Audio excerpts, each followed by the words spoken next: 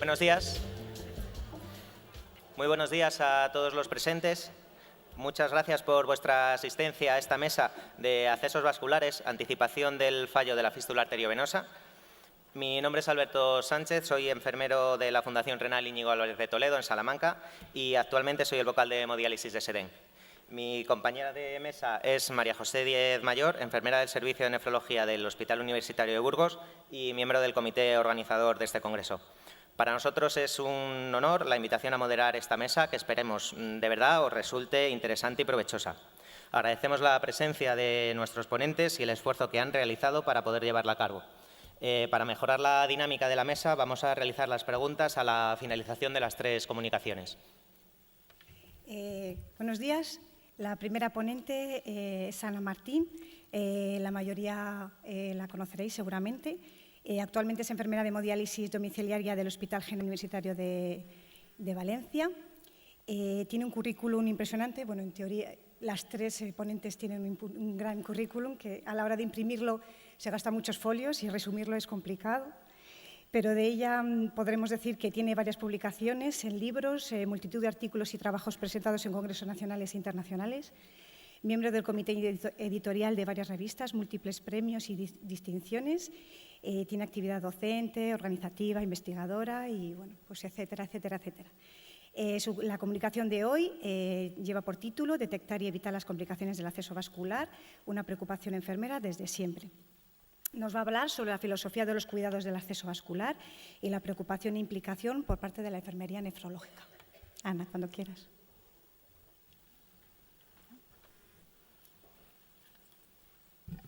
Hola, buenos días. Bueno, gracias por la introducción, gracias a vosotros, voy a tutearos porque somos todos compañeros, y gracias al comité organizador del Congreso y a la SEDEN por permitirme estar aquí.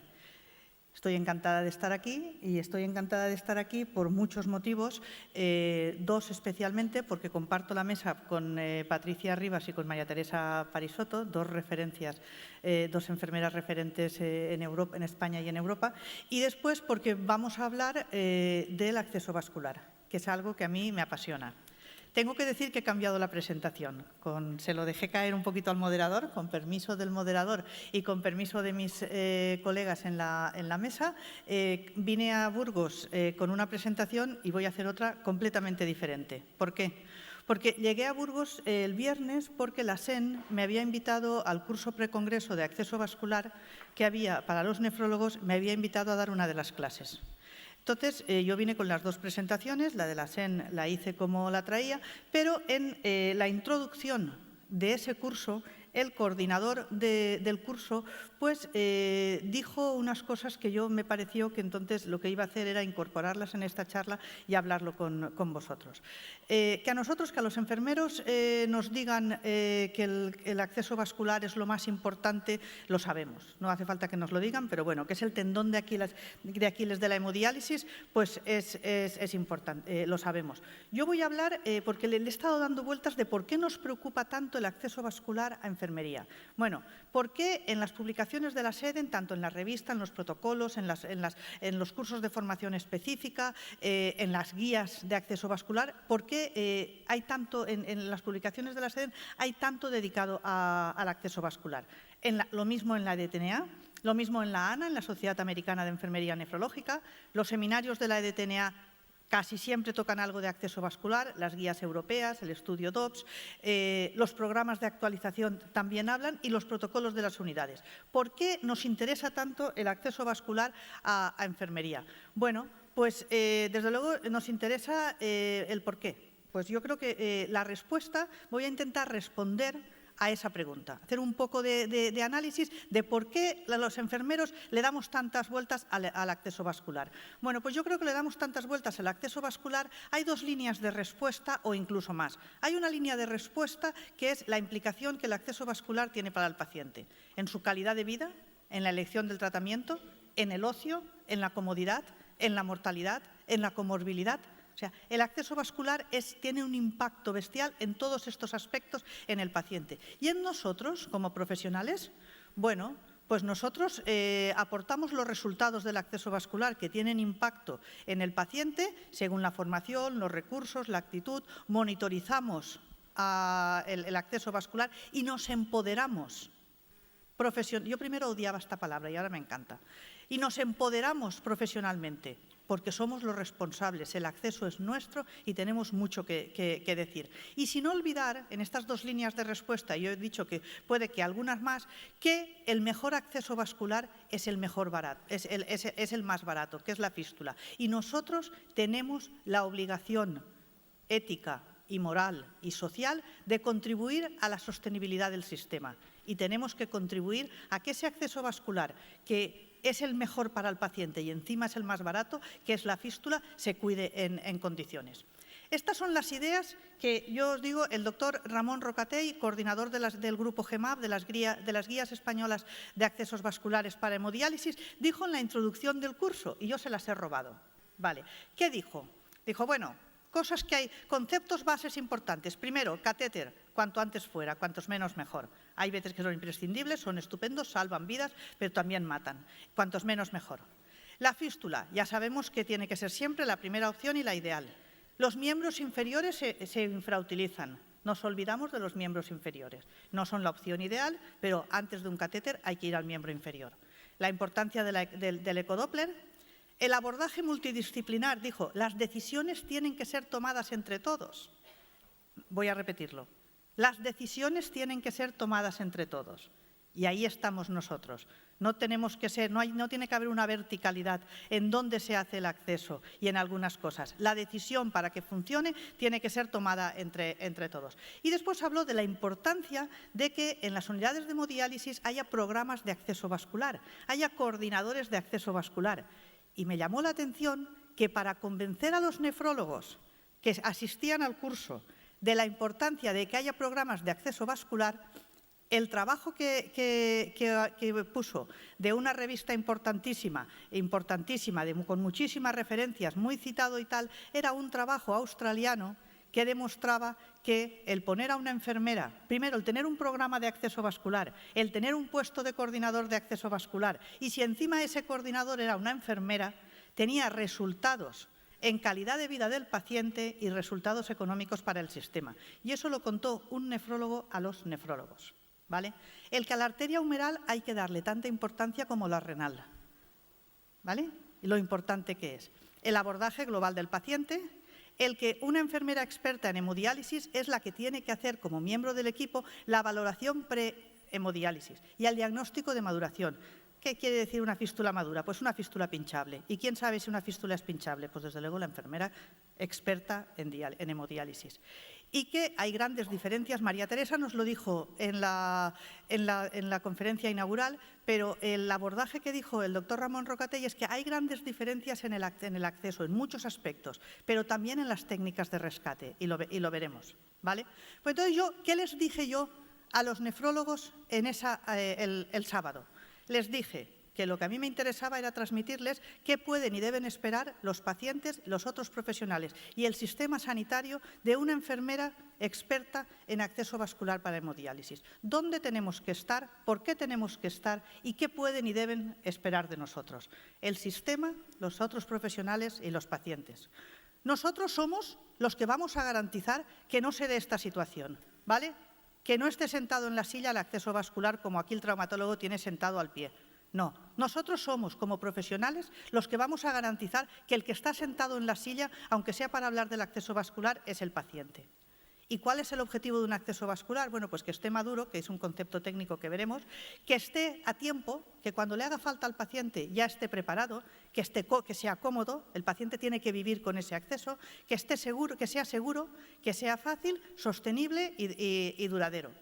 Y en los cuidados, ¿qué son los cuidados? Bueno, pues en los cuidados vamos a estar en todas las áreas. Hay que hablar de los autocuidados, la elección, nosotros tenemos que estar en la elección de técnica de punción y material, en la valoración antes del tratamiento, la asepsia, mira que nos olvidamos y hacemos regular la asepsia, la monitorización durante el tratamiento y el seguimiento. Los cuidados ya sabemos lo que son todas las acciones realizadas por el equipo multidisciplinar y el propio paciente para el desarrollo óptimo y el mantenimiento adecuado del acceso vascular. ¿Dónde tiene que estar la enfermería nefrológica?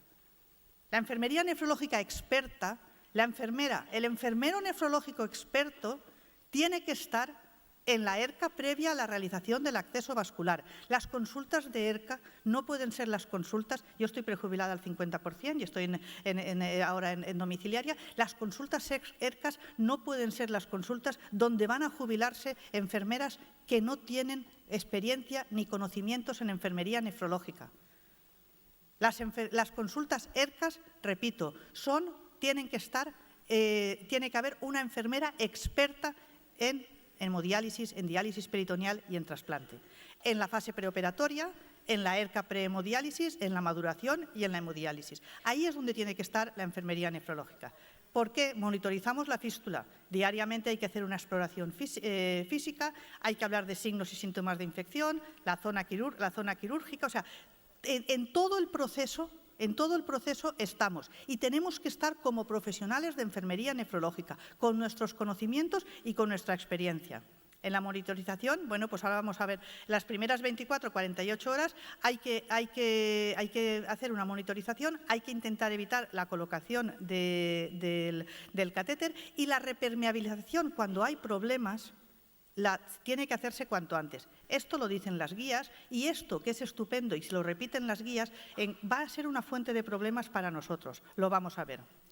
Una maduración insuficiente de la fístula aumenta la incidencia de complicaciones. Hay que tener estrategias que favorezcan el proceso de maduración, tanto en la fístula nativa como en la protésica. Y en esa estrategia estará siempre la presencia de una enfermera nefrológica detectando por qué no está madurando esa fístula y haciendo la exploración física y enseñándole al paciente a hacerse la exploración física. Aquí las guías dicen que en las 4-6 semanas hay que ver si hay un retraso en la maduración o no. Bueno, pues a lo mejor el nefrólogo o el cirujano lo ve a las 4-6 semanas, pero desde luego un paciente que tiene la fístula en proceso de maduración, aunque no venga a las 4-6 semanas al hospital, ese paciente, si ha sido formado, pues a lo mejor un par de llamadas por teléfono preguntándole cómo va, cómo está, si se nota aquí, si no se nota, eso es enfermería nefrológica. ¿Qué es el diagnóstico de maduración? Pues las DOCIS dicen que el diagnóstico de maduración lo debe realizar un equipo experto,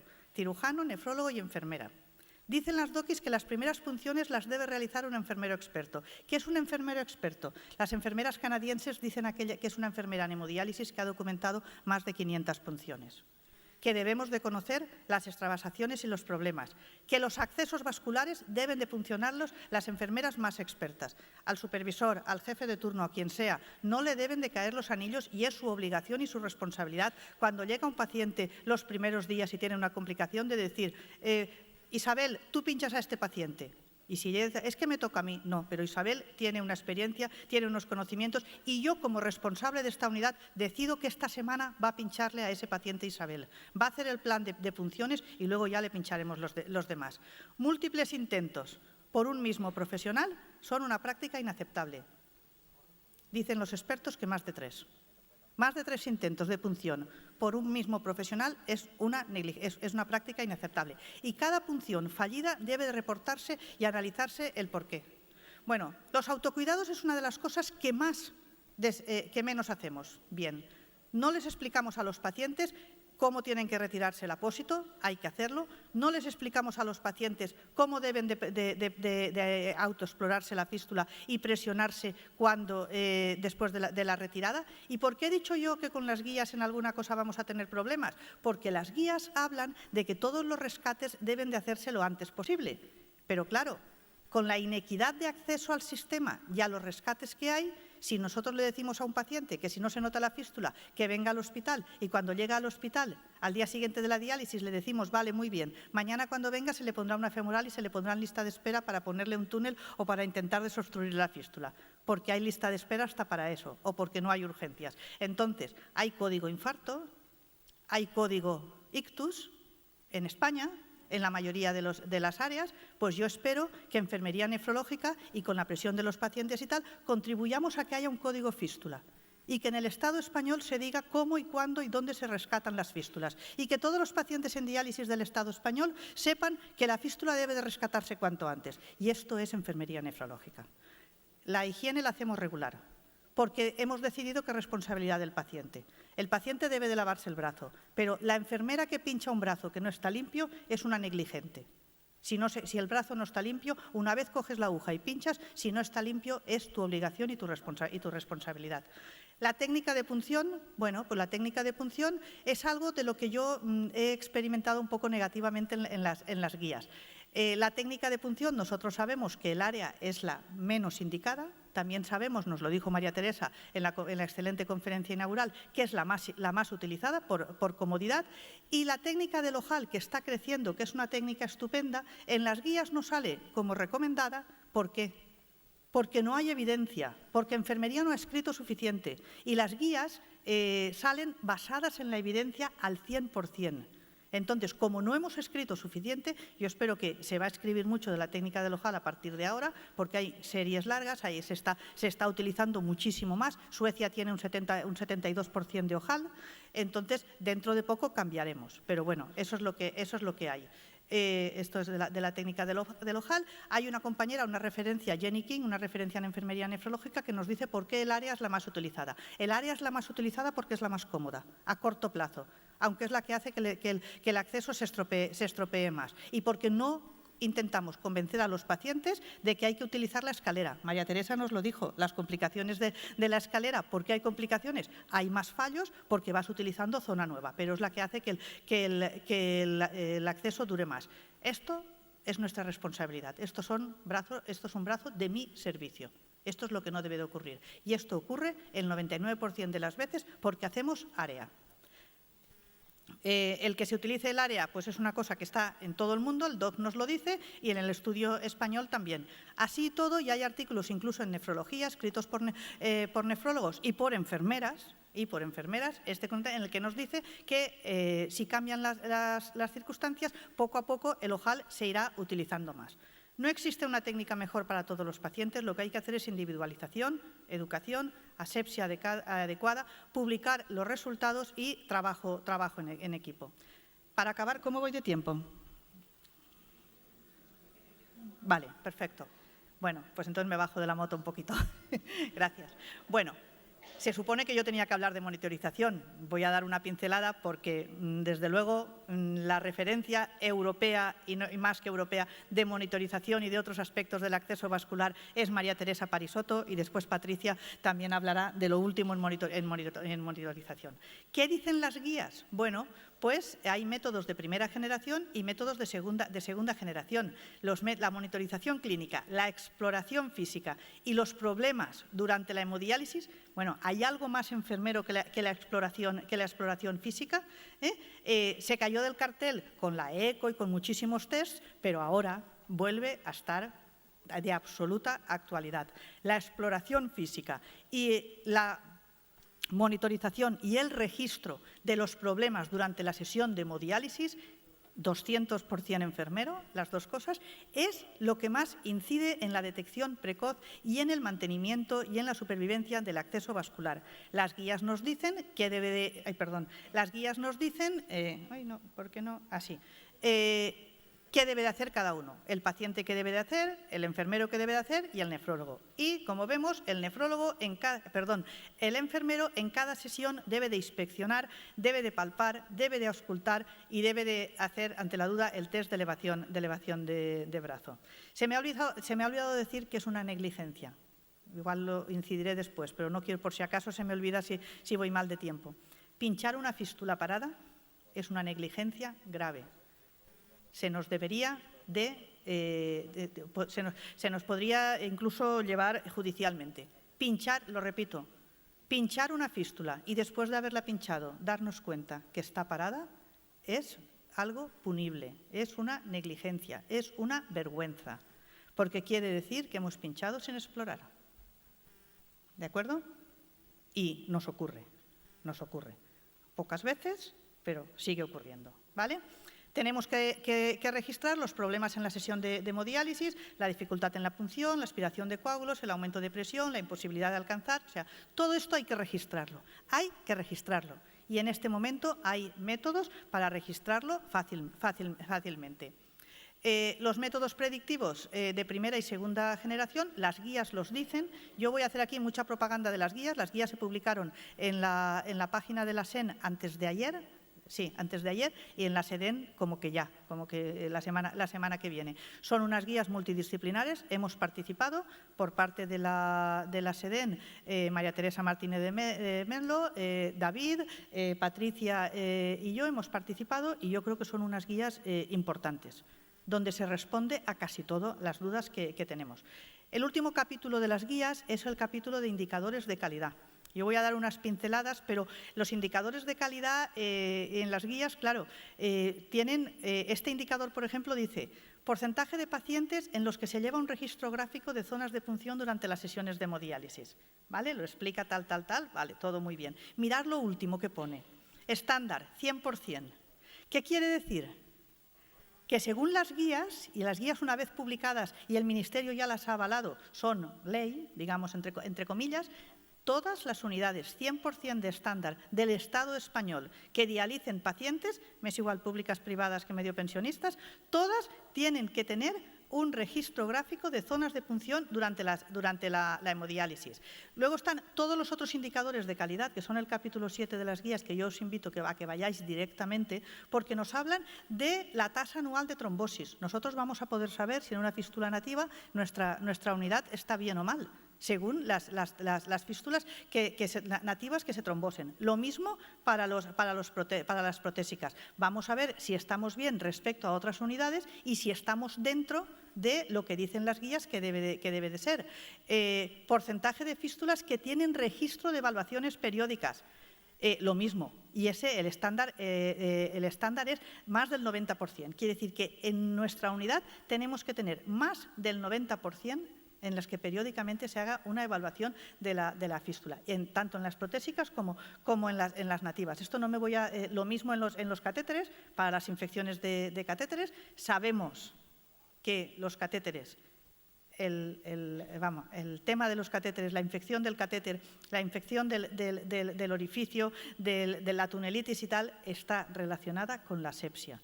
Y en muchas ocasiones nos dedicamos a apósitos estupendos, liberadores de esto y de lo otro, que ayudan, pero primero una unidad que tiene un porcentaje alto de infecciones, que no está en la excelencia, por lo menos en el nivel bueno, que está definido, primero tiene que revisar sus protocolos de asepsia. Las guías europeas y las guías españolas dicen que un catéter tiene que manipularse siempre por 2 personas.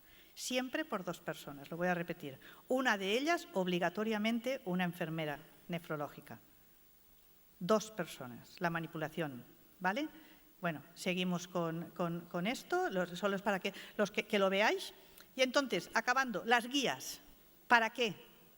¿Para qué sirven las guías? Bueno, pues las guías sirven para evitar la variabilidad, para contestar a preguntas, para avanzar en la evidencia, como somos corporativos, para empoderarnos profesionalmente, somos parte de un cuerpo de conocimientos, que es lo que quiere decir ser corporativo, y para hacer práctica protectiva. ¿Qué quiere decir práctica protectiva? Que yo hago esto y tú ¿por qué lo haces? ¿Y tú por qué no levantas el apósito del catéter todas las sesiones? Pues no lo levanto porque tengo unas guías con evidencia científica avaladas por las sociedades científicas y por el Ministerio que dicen que si el apósito está íntegro lo levantes solo un día a la semana. Si está seco íntegro. Entonces, hay un estudio de las guías de la Sociedad Europea, muy interesante, de la Sociedad Europea de Nefrólogos, muy interesante, que dicen en Europa cuáles son los profesionales que más utilizan las guías. Y es muy interesante, porque ¿qué profesionales diríais que son los que más utilizan las guías? Los profesionales que más utilizan las guías son los jueces. Y de ahí la importancia de tal. Son los jueces. Y eso está documentado. Porque ante una reclamación, ante un problema, ante lo que sea, lo primero que dice cualquier juez, sea de la rama que sea, es ¿las sociedades científicas se han pronunciado sobre esto? ¿Hay alguna guía avalada por la Administración que diga cómo hacer esto? Si dicen que no, pues buscan expertos, que si esto, que si lo otro. Si la respuesta es que sí, ya no hay expertos, ya no hay nada, ya no hay disertación, escoger y tal, y es decirle al profesional, ¿y usted por qué no ha hecho esto? No, es que a mí me va mejor otra cosa, pues si le va mejor en su casa, usted está obligado, y eso nos va a obligar a nosotros también. Y en esas unidades donde no tenemos registro de seguimiento de las fístulas, a partir, te digo, desde antes de ayer, que avalado por el Ministerio están las guías, nosotros tenemos que exigir, y el 2 personas para el cambio de catéter está puesto en la guía y estamos obligados. No es un lujo, es una obligación. Entonces, también las implicaciones enfermeras de las guías nos ayudan a definir los roles, a la visualización de nuestro espacio profesional, a la formación en continuo, a definir cargas de trabajo, esto es lo del Ministerio. Y nos decía María Teresa el otro día que en la supervivencia del acceso era muy importante el factor centro. Bueno, pues las guías tienden a reducir la variabilidad. Que el acceso es el lifeline, como dicen los ingleses, la línea de la vida. Que hay menos hospitalizaciones en España relacionadas con el acceso vascular, es algo de lo que tenemos que estar orgullosos. En España se dializa mucho y bien. En España los pacientes con insuficiencia renal son unos privilegiados dentro del sistema. Excepto para fístulas no tienen lista de espera para nada. Se trasplantan más que otros. Trabajamos y hacemos las cosas muy bien. La única cosa de la cual España no puede estar orgullosa respecto a los cuidados a los pacientes renales es que, lamentablemente, no hemos conseguido reducir el número de catéteres. Eso es lo único. El acceso vascular es nuestro, Ana, y las diferencias. 2 minutos. La última. Vale. Bueno, esta me la habéis visto otras veces, pero yo, cuando algo me gusta, lo repito. Y esto se lo robé yo a una persona que creo que sabe mucho, pues tal. En la vida, las mesas de 3 patas no están cojas. Las mesas de 3 patas, aunque las patas sean, si tú pones una mesa de 4 patas y las patas no son iguales, está coja. Las mesas de 3 patas, aunque las patas sean de diferente tamaño, no están cojas. Bueno, ¿por qué? Pues es así, hay un principio físico detrás de eso que yo soy incapaz de reproducir. Pero lo que sí que puedo reproducir es deciros que también para el acceso vascular tenemos que tener los recursos adecuados, la formación adecuada y la actitud. Según en qué situación, una cosa será más importante que la otra. Pero las 3 son imprescindibles y las 3 son responsabilidad nuestra. Muchas gracias. Gracias.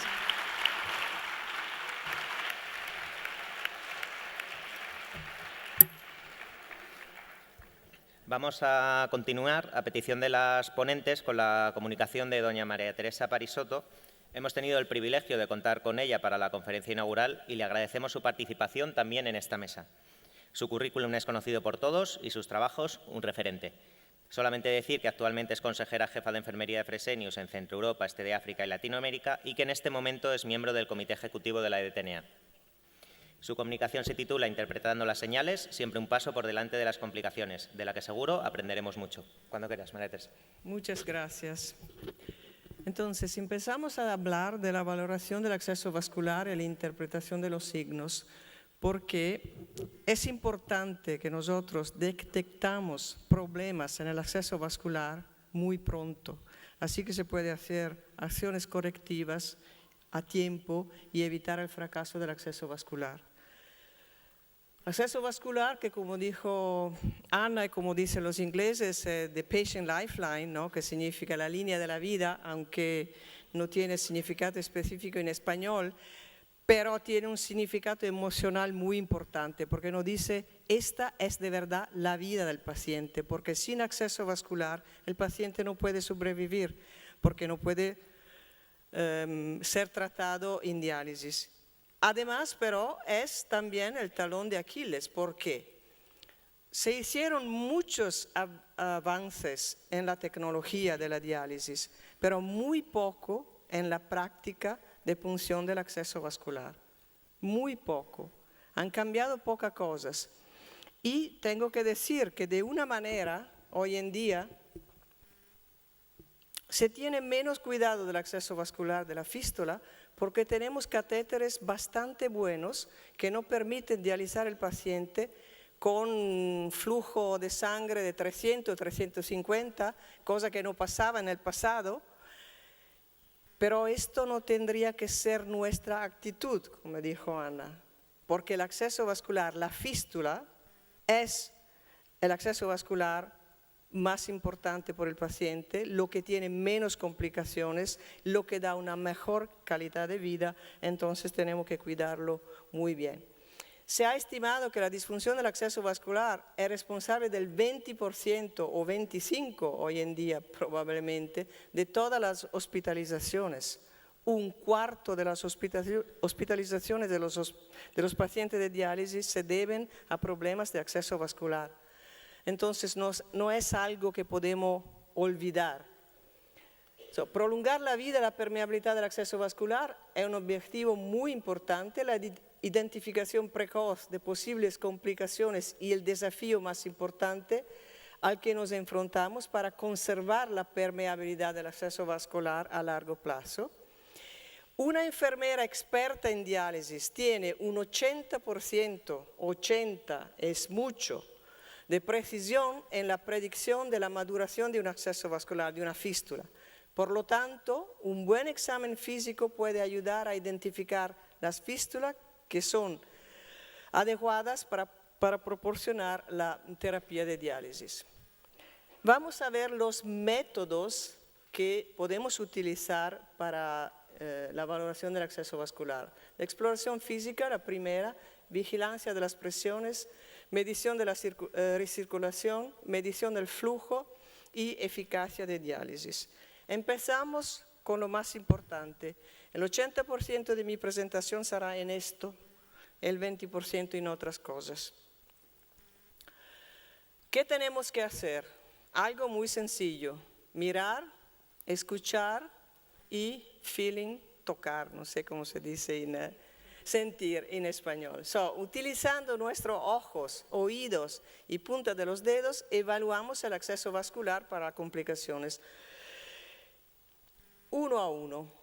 ¿Qué dicen el DOCI Guideline del 2006? Dicen que la permeabilidad del acceso debe garantizarse antes de cada tratamiento, antes de cualquier intento de punción del acceso. Que no se pongan las agujas antes de poner por lo menos una mano sobre la fístula. Que después se diga, insertado la aguja y no hay sangre. Sí, porque el acceso estaba cerrado. Todos los cuidadores, incluidos los estudiantes en formación, deben aprender y dominar los métodos para examinar un acceso vascular. ¿Qué tenemos que valorar con la inspección?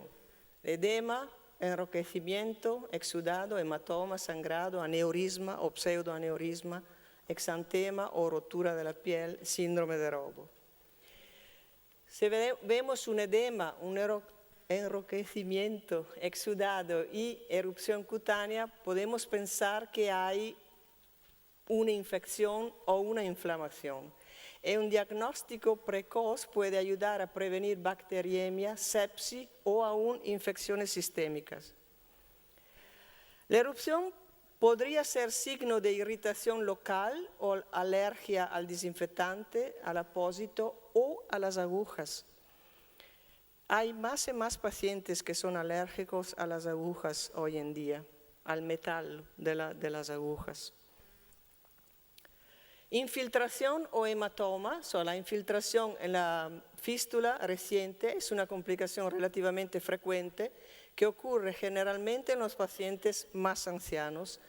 Si el acceso se ha evaluado como maduro, las causas de infiltración y hematoma suelen ser mala técnica de punción, manipulación de las agujas y movilización del brazo durante el tratamiento. Aneurisma y pseudoaneurisma. Sabéis que hay una diferencia. El aneurisma o pseudoaneurisma se desarrollan debido al trauma de la punción, y esto es el pseudoaneurisma, en el mismo sitio, o debido a una estenosis proximal importante, y esto es más aneurisma. ¿Por qué? Con una estenosis importante aumenta la presión, aumentando la presión se dilata el vaso. En el caso de mala punción, no es el vaso que se dilata, sino es una comunicación, es una pérdida de sangre entre el vaso y el exterior. Y si vamos a ver, a esta figura lo demuestra, si nosotros hacemos una sección quirúrgica del pseudoaneurisma, tú ves que el vaso está perfecto, redondo, pero hay algo al exterior, como una masa de sangre o de célula al exterior, debido al hecho que hay como una fístula, un pasaje entre el vaso y la parte exterior. Y esto normalmente es debido a la mala punción. Se tiene que inspeccionar también el tamaño del aneurisma o pseudoaneurisma y la piel sobre el aneurisma para adelgazamiento o despigmentación. Una piel brillante y muy fina encima de un aneurisma es una señal de advertencia para la ruptura potencial. Y una ruptura de un aneurisma o de un pseudoaneurisma es algo de muy grave. Porque si imaginamos que en la fístula tenemos una QA de 800 o 1000 o 1200, imagina qué significa que en 30 segundos ya hemos perdido 600 mililitros de sangre.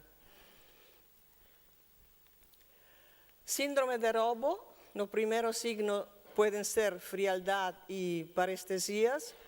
El pulso radial puede disminuir o desaparecer.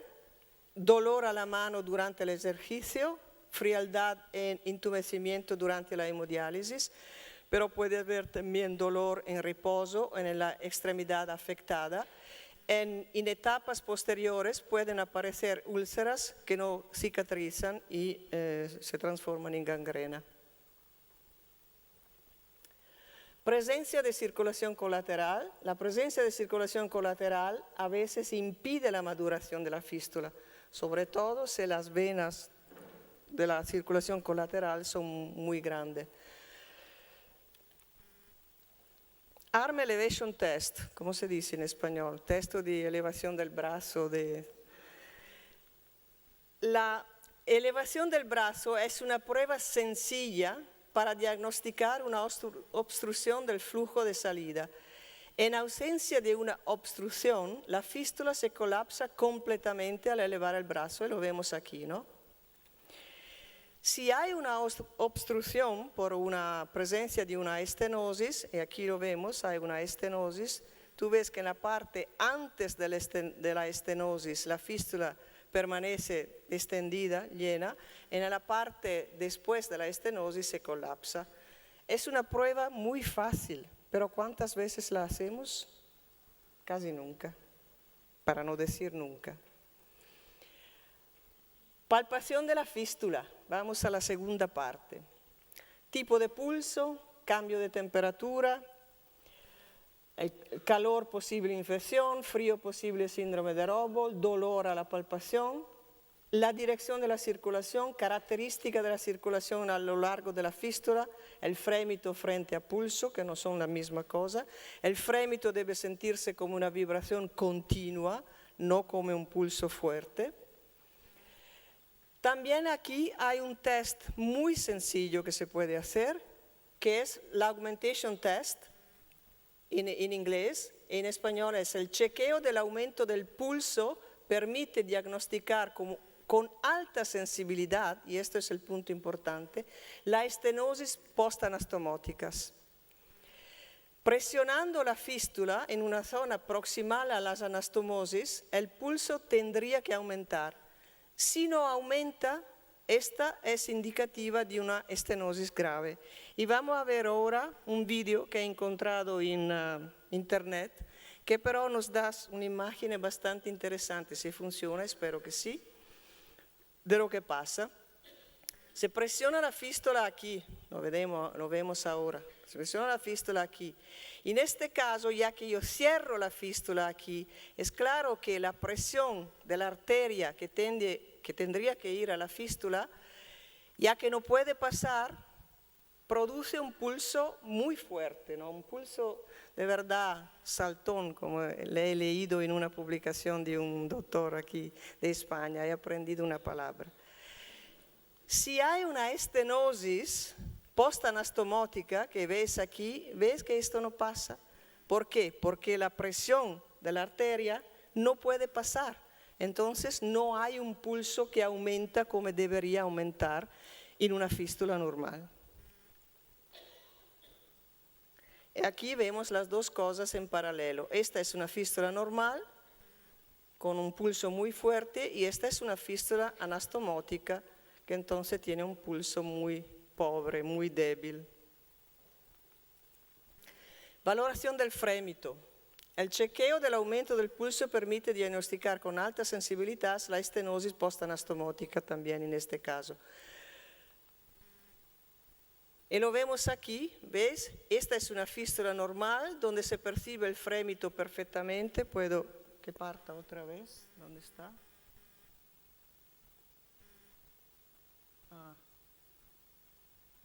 No.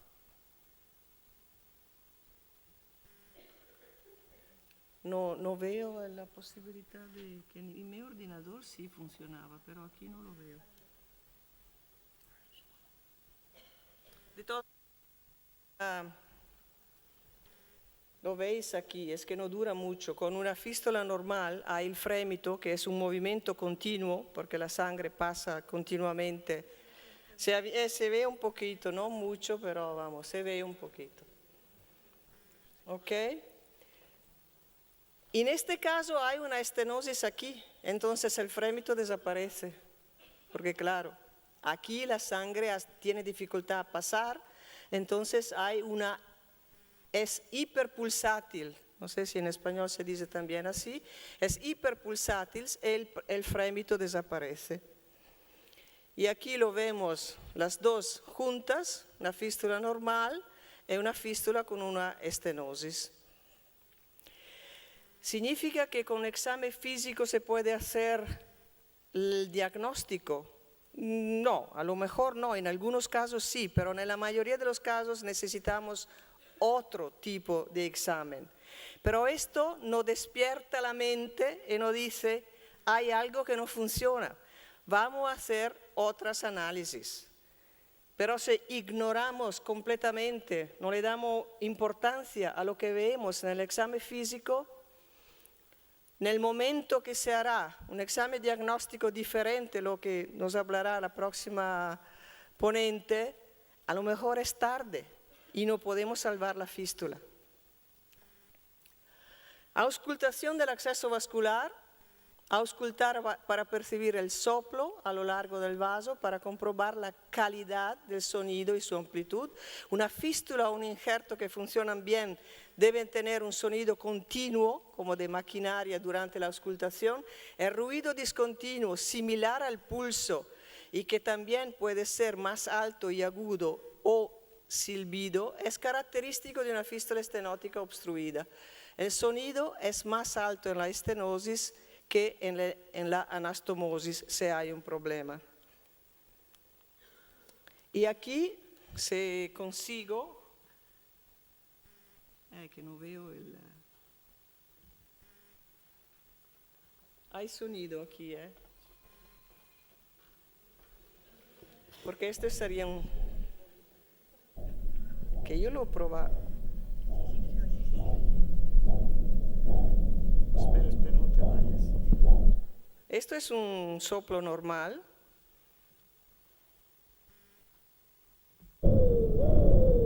Y este es el soplo de una fístula con estenosis. Muy diferente. Es verdad que las enfermeras europeas, excepto la de Inglaterra, no estamos acostumbradas a escuchar la fístula. Pero esto también es algo que tenemos que cambiar. Porque escuchar la fístula, sobre todo si detectamos ya problemas con la inspección y la palpación, es importante.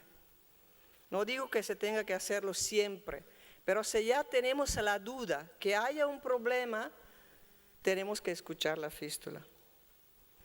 Vigilancia de las presiones, muy simple, un aumento de la presión arterial que no sea debido a mal posicionamiento de la aguja, puede ser también un problema, un signo de estenosis, y un aumento de la presión venosa dinámica durante varias sesiones de diálisis consecutiva es más significativo que un único aumento bajo las mismas condiciones técnicas y podría ser un signo de estenosis o de trombosis.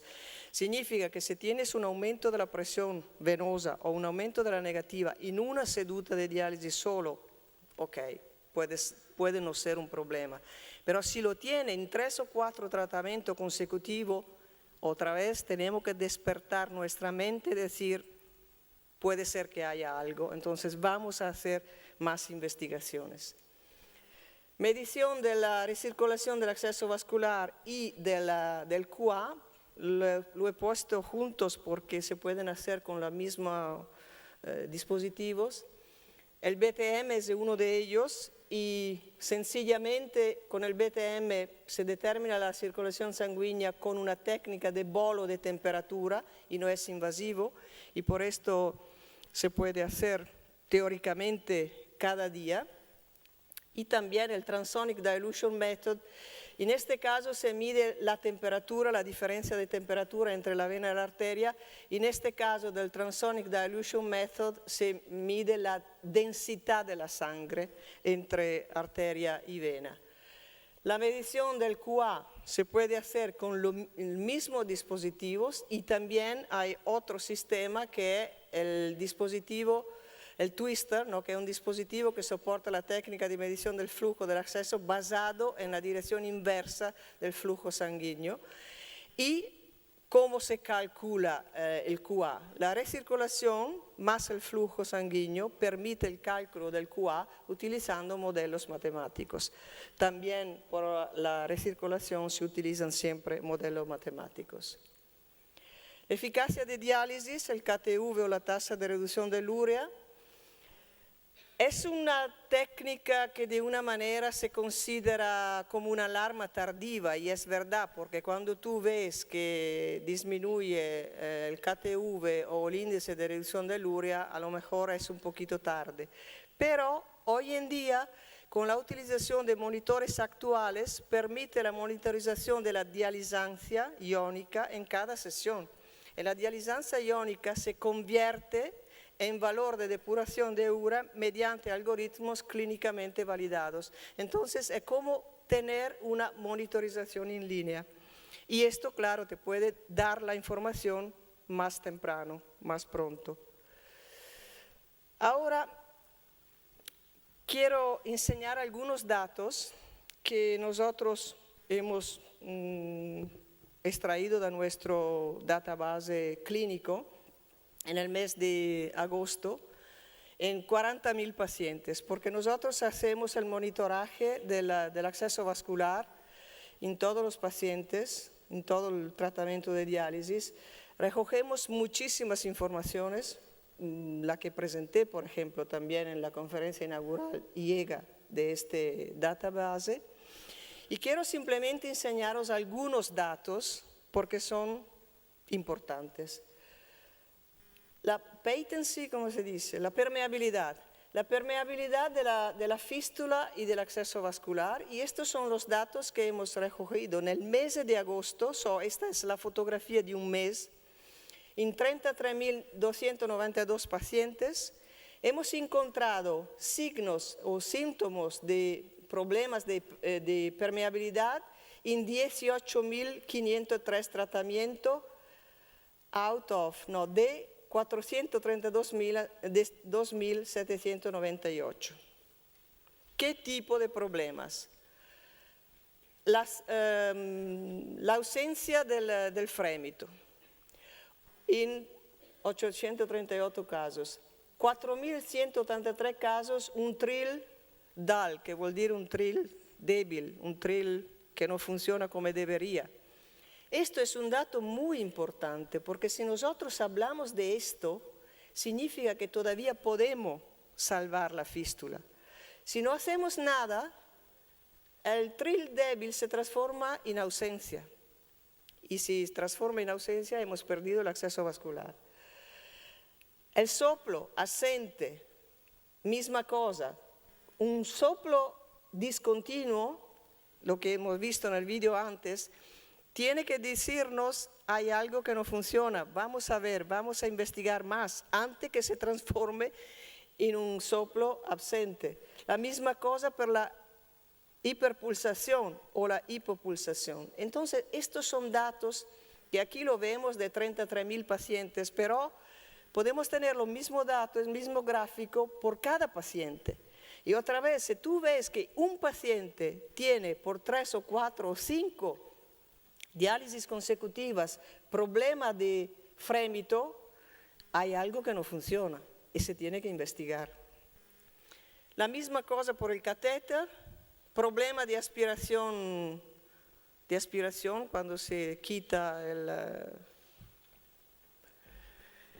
el lock-in solution, el sellado, o problema o presencia de coágulos en la aspiración, o problemas en el flashing, ¿no? En el lavar el catéter. ¿Ves? Con todas estas informaciones nosotros podemos decir el catéter funciona o no funciona o tiene algunos problemas. Signos o síntomas de infecciones. La primera cosa es el enrojecimiento, y dolor local hematoma, hipertermia y cosas así. Y también esto nos dice, ok, si hay el 43% de los pacientes que tienen esto, a lo mejor la desinfección no se hace muy bien. No se hace muy bien. Exit site, el orificio, signos de infección también aquí. El enrojecimiento siempre es el más importante, exudate, pus o crosta, que no es como debería que hacer. Os enseño esto simplemente para dar el último mensaje, porque todo esto se puede hacer también en un hospital con un Excel file. No necesita un programa de software muy particular. Porque el mensaje final es simple. El tiempo es crucial para detectar cualquier complicación. La detección precoz de cualquier complicación permite efectuar acciones correctoras inmediatas que pueden impedir el fracaso del acceso vascular en última instancia. Cuando estamos verdaderamente comprometidos, cuidamos para curar. Con una relación abierta y de confianza podemos establecer un buen entorno de trabajo y aquí radica nuestro éxito en lo que se refiere a ofrecerle una atención de calidad al paciente. Está en nuestras manos. Take home message, el mensaje que tenéis que portar a casa es simple. Valorar y reportar, e insisto en esto, valorar y reportar. Y si permitéis el último consejo, y lo leéis vosotros mismos. Muchas gracias. Muchísimas gracias. Para finalizar, contamos con la presencia de Patricia Ribascobo, es supervisora del Servicio de Nefrología del Hospital Universitario Infanta Leonor de Madrid. Cuenta con una amplia experiencia en formación posgrado e imparte cursos de formación continuada. Es miembro de la Junta Directiva de la Unión Española de Sociedades Científicas de Enfermería. Ha formado parte de varios comités de expertos y hace unos años fue miembro de la Junta Directiva de la SEDE. Su comunicación lleva por título Tecnología para el seguimiento del acceso vascular y nos hablará sobre los métodos de segunda generación que tenemos a nuestro alcance. Gracias. Muchas gracias. Bueno, en primer lugar, como no, daros las gracias a todos por estar aquí, agradecer a la SEDE y al comité organizador también que nos haya permitido compartir y yo agradecer también el poder compartir esta mesa con María José, con Alberto, con María Teresa y con Ana, que para mí de verdad que es un lujo. Como ya ha hablado María Teresa, de lo que yo voy a hablar es un poco de los métodos de segunda generación.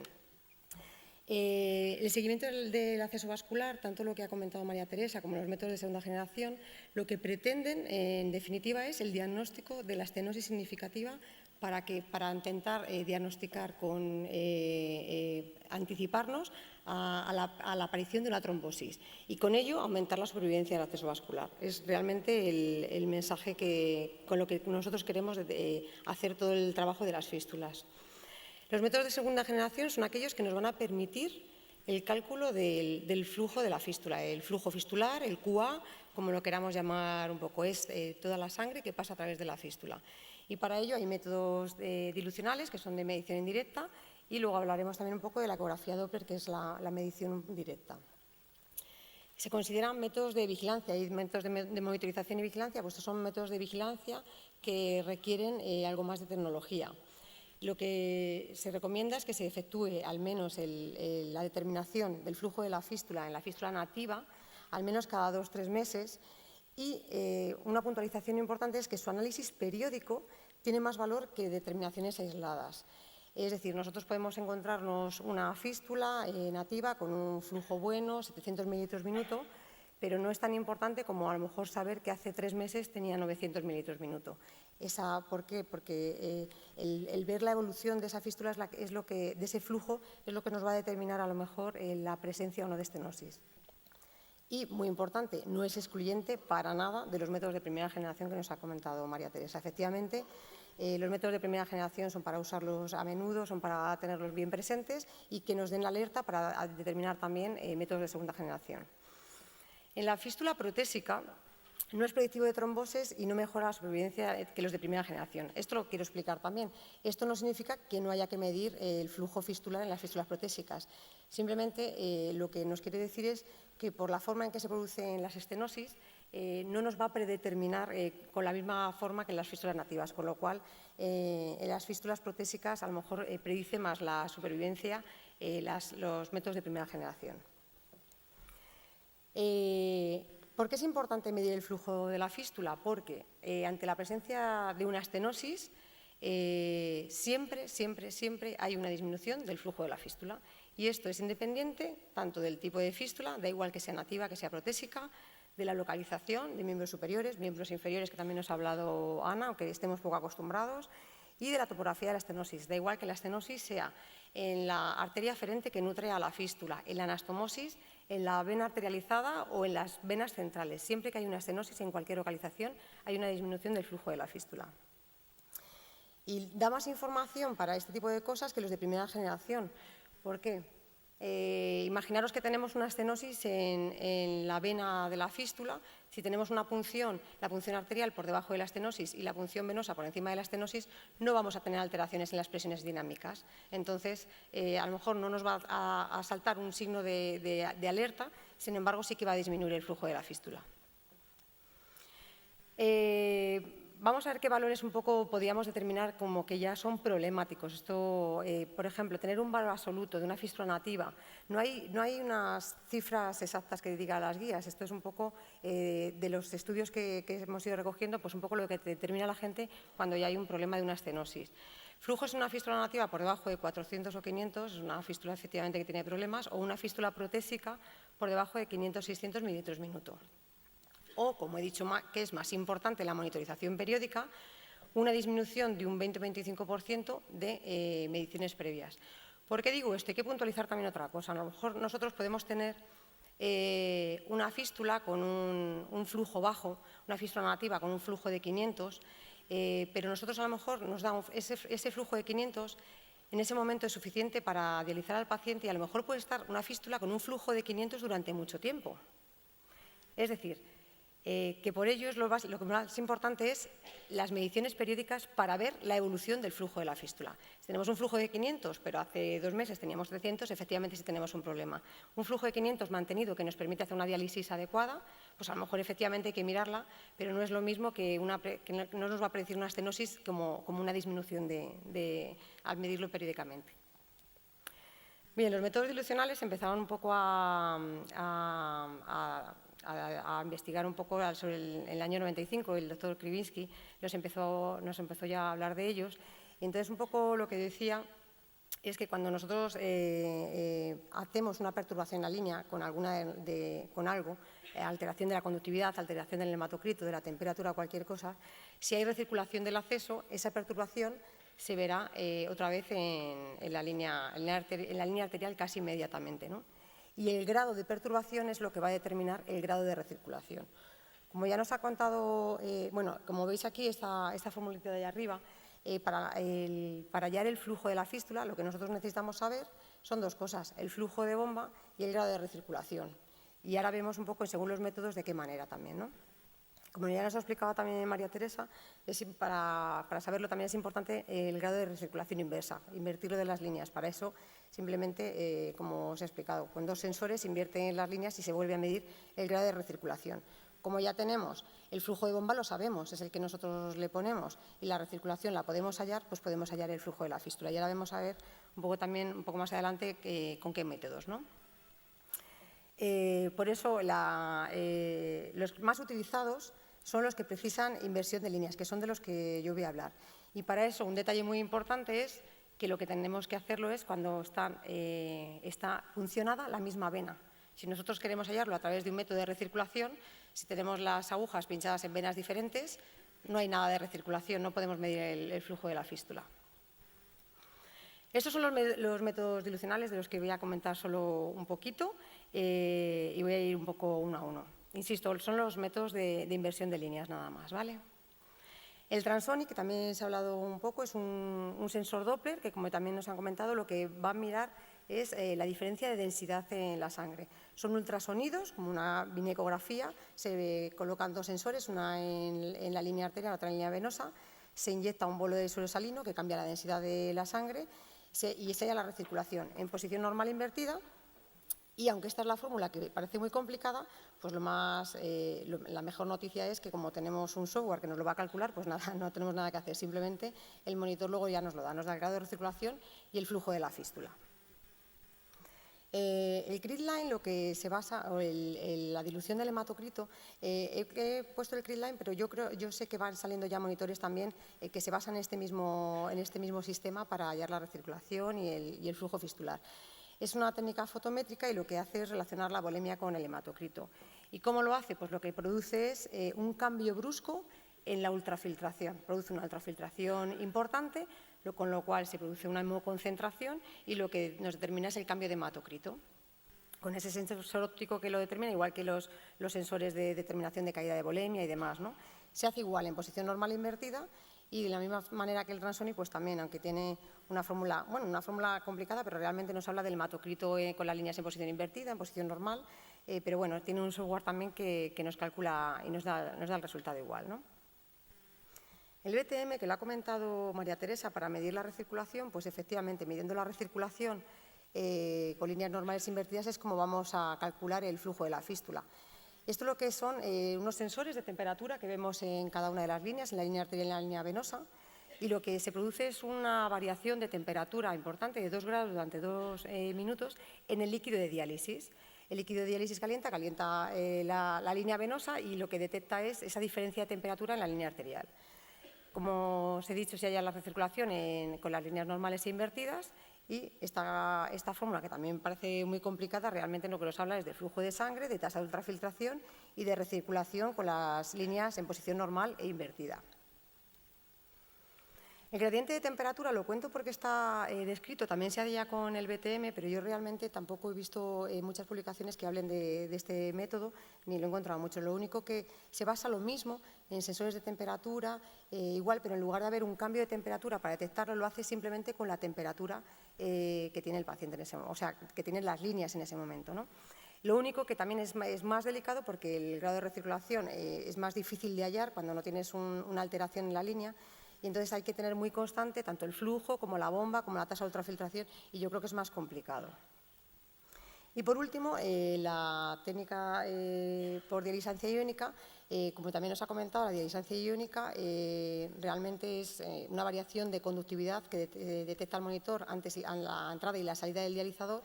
Y lo que nos calcula luego, nos da el monitor el valor es del aclaramiento, el dato del aclaramiento que vemos en la mayoría de los monitores de diálisis que tenemos. Entonces, simplemente lo que se trata es de ver el aclaramiento con las agujas en posición normal y en posición invertida. Y la fórmula del flujo, pues simplemente es metiendo esos datos de la ultrafiltración y de la distancia de ambas formas. Tengo una buena noticia para el BTM y para la dialisancia iónica.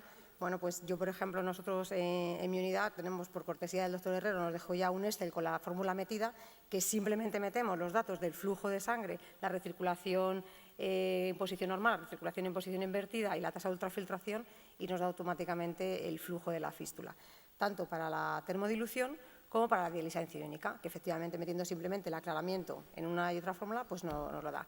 Y muchos de vosotros, además, que tenéis sistemas informáticos en las unidades, bien sea el Nefrosoft o el Nefrolink, pues estas fórmulas ya están metidas, con lo cual simplemente metiendo los datos ya salen directamente. De hecho, además, también tengo entendido que el Nefrolink tiene una alerta que cuando además hay una alteración en el flujo de fístula de un 20-25% de mediciones anteriores, salta una alerta. Entonces, bueno, pues todo lo que estamos hablando pues nos lo facilita. Yo simplemente comentaros un poco la experiencia nuestra en nuestra unidad.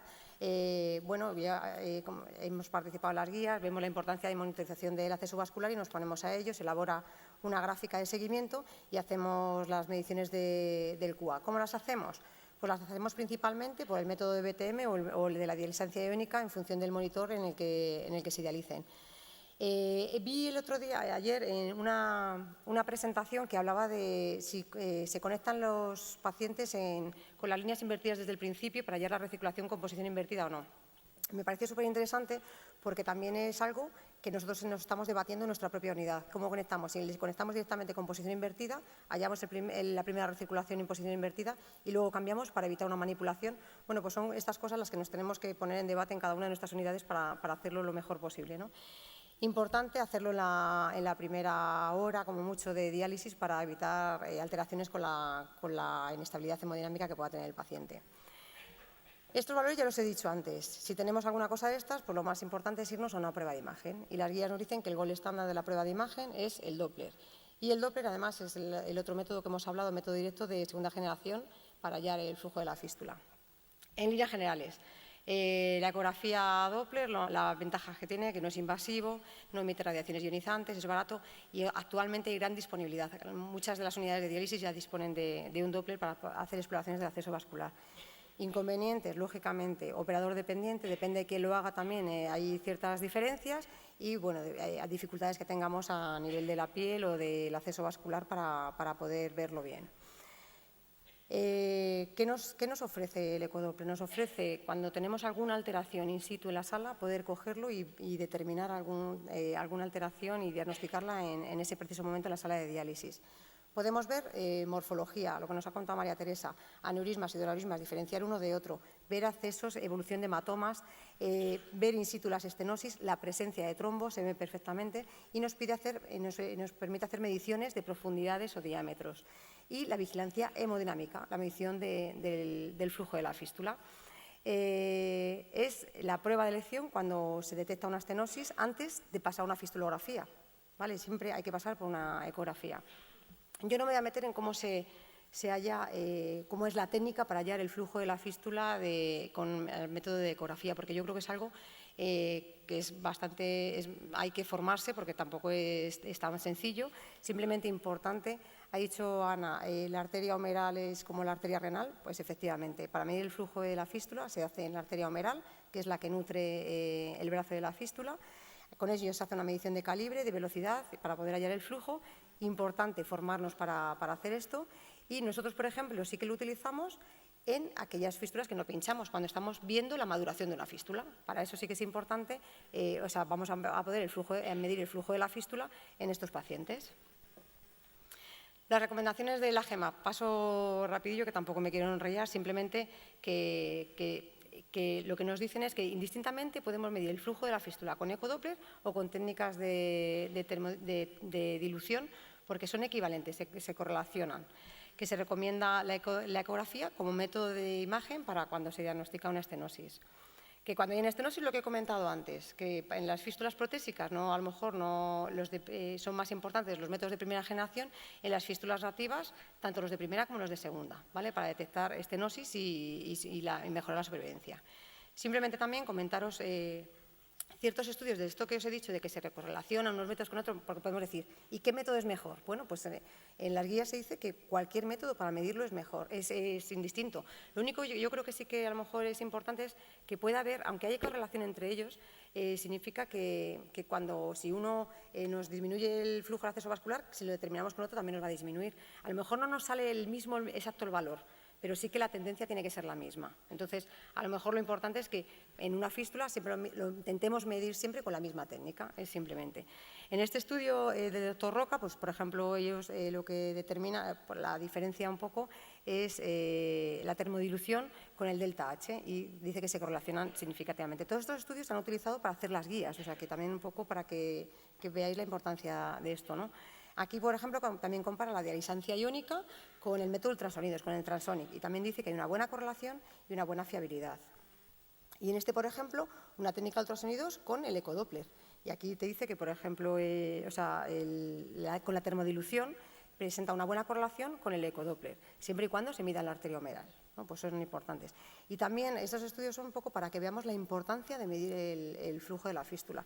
Y es que, por ejemplo, este estudio de nuestras compañeras de Murcia pues dice que la combinación de parámetros clínicos son los que nos ayudan a determinar y a diagnosticar estenosis, pero entre ellos uno de los más importantes es el flujo de la fístula. Todos nos ayudan, pero uno de los más importantes es el flujo de la fístula. Y en este también del doctor Roca, pues por ejemplo, determinaban el flujo de la fístula y determinaban que, por ejemplo, para ellos una fístula por debajo de 700 mililitros minuto o una disminución de valores previos del 20% lo evaluaban como evaluación positiva, como que hay que hacer algo, hay que derivarlo a valorar de otras maneras. Y que todos los pacientes que daban evaluación positiva presentaron signos de estenosis significativa, para que veáis la importancia de medir el flujo de la fístula.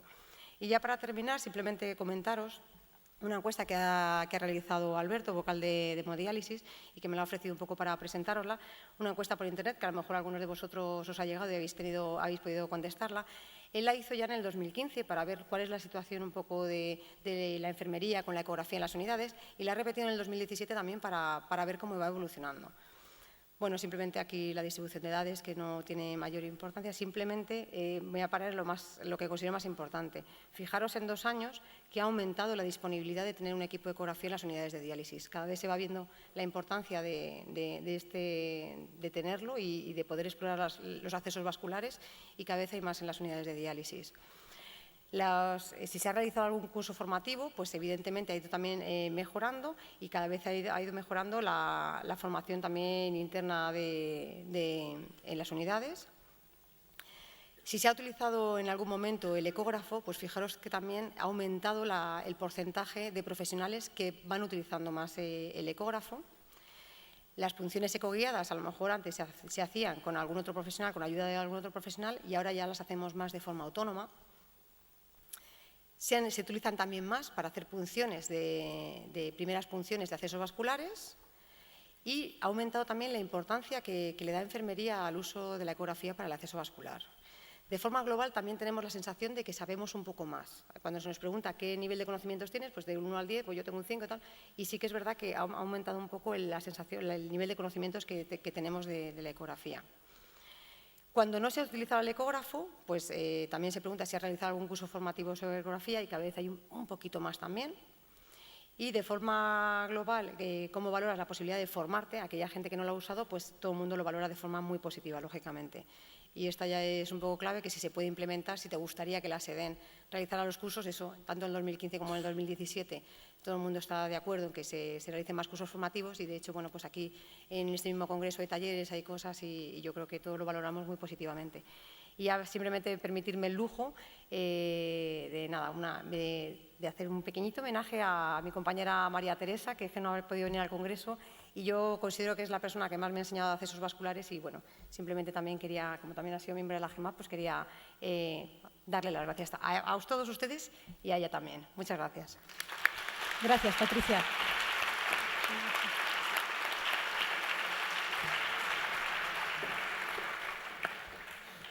Vamos a abrir el turno de preguntas. Como en otras ocasiones, presentaros con vuestro nombre y lugar de trabajo.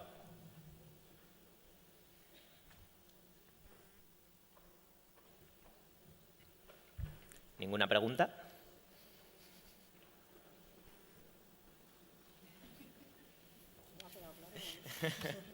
Igual hay hambre. Sí que en vuestra experiencia en las unidades, ahora que está el tema de la segunda generación tan en boga y tan prioritario, que es lo primero que parece que se está haciendo en vez de los métodos de segunda generación, en vuestro ámbito, ¿qué sensación es la que tenéis? Porque hay estudios que incluso a nivel europeo y a nivel asiático, el tema de la auscultación la están haciendo con un fonendo digital y analizando la onda en vez de ponerte a escuchar con el equipo. ¿En las unidades se da más tendencia a la primera generación o estamos un poco más en la segunda?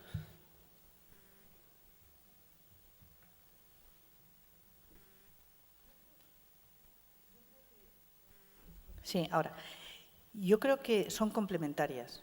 La unidad mejor dotada del mundo con más formación y con más tecnología, si solo utiliza métodos de segunda generación, no está haciendo las cosas adecuadamente. Los métodos de segunda generación, y las guías lo dicen, no suponen la no utilización de los métodos de primera generación. María Teresa lo ha dicho Patricia. La auscultación y la palpación son el método más eficaz, más productivo para detectar y para cuidar el acceso. Y los métodos de segunda generación, y además la eco, que sin contraste y sin nada, pues son estupendos, pero nunca tenemos que dejarlos de primera generación. Y yo me voy a permitir un comentario. Los métodos de segunda generación son estupendos, pero también en algunas ocasiones puede suponer la llegada del nefrólogo joven, nuevo, estupendo, o estupenda a la unidad con el ecógrafo, haciendo Doppler, y que eso suponga que le diga a la enfermera, pincha ahí y ahí. Y eso no es método de segunda generación, ¿eh? Nosotros somos los que tenemos que valorar, ver dónde tal. Y si tenemos dudas, pues hacer ecógrafo, hacer lo que tal. Pero vamos, la primera generación incluso está más reivindicada que nunca. Sí, estoy completamente de acuerdo. Y porque tal vez la tecnología pasa lo mismo con la máquina de diálisis, que ahora hacen todo y los enfermeros se olvidan de hablar con el paciente o de pedirle al paciente qué pasa. Y esto es igual. El hecho que tenemos tecnología muy importante que nos ayuda, pero la tecnología tiene que ayudarnos. Pero la primera evaluación tiene que ser nuestra, de enfermería, con primera generación. Y después, si no está claro lo que está pasando, por supuesto que la segunda generación es muy importante. Yo así durante el Congreso oí un comentario del ecógrafo a ser el fonendo de ahora. Digo, uy, madre mía, me pelitré porque digo, no, es que no puede. O sea, te quiero decir, yo creo que todos tenemos que ir avanzando, pero eso no puede quitar a la primera generación, que es lo que nosotros tenemos que hacer todos los días. O sea, las otras tecnologías son para ayudarnos, para facilitar, pero no podemos sustituirlas. Yo creo que hay cosas que a lo mejor con el tiempo Dios dirá, pero de momento no pueden sustituirlas de la misma manera, ni mucho menos. Vamos a cerrar la mesa. Antes de cerrarla, yo quería darle las gracias a las ponentes por todas las explicaciones y las aclaraciones sobre los métodos primarios y de primera generación y de segunda generación para la detección de complicaciones en los accesos. Pero me quedaría con una idea que han insistido las tres, y es que yo he resumido, si me permitís, en la llamada de atención apelando a la responsabilidad de la enfermería en el cuidado de las fístulas, ¿vale? A nivel personal, quería agradecer a la SEDEN por dejarme participar como moderadora en esta mesa, sobre todo a las tres personas que me dieron un poquito el empujón, que fue Laura, Alicia y Raúl, y a mi compañero, que la verdad es que ha sido una gozada poder trabajar con él y me ha ayudado un montón. Así que muchísimas gracias a todos y que aprovechen.